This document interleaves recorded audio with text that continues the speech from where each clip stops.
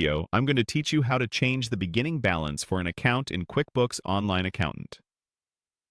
This is a common task when your opening numbers don't match your source documents, or when you're onboarding a client and need to correct the starting point of an account. The beginning balance sets the foundation for all future activity, so making sure it's accurate will help keep your reports and reconciliations clean. First, sign into QuickBooks Online Accountant. You'll need access that allows you to view and edit the client's books. Once you're in, go to the left menu and, under Bookmarks, select Chart of Accounts. This is the master list of every account in the ledger. Use the search bar or filters if it's a long list, and then find the specific account whose beginning balance needs attention, such as a bank, credit card, or asset account. Open the account's register by selecting Account History. This gives you a chronological view of transactions. You're looking for the beginning balance entry.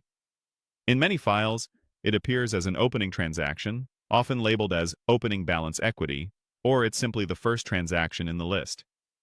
If you don't see it right away, check your register's date range and sorting to make sure you're viewing the earliest entries.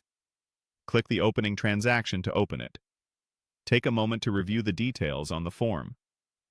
Now, update the amount field to the correct beginning balance. Use the exact figure from your bank statement, trial balance, or other supporting documentation as of the start date. If needed, adjust the date so it matches the account's true start date in the file. Adding a brief memo can be helpful for future reference, noting why the balance was changed and what document you used. When everything looks correct, select Save and Close to apply the change. QuickBooks will update the register and reflect the revised opening number. Keep in mind that changing a beginning balance can impact reconciliations and historical reports. If the account was already reconciled, you may need to review past reconciliations for discrepancies.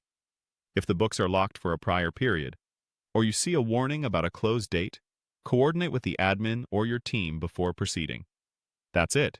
The opening balance is now corrected.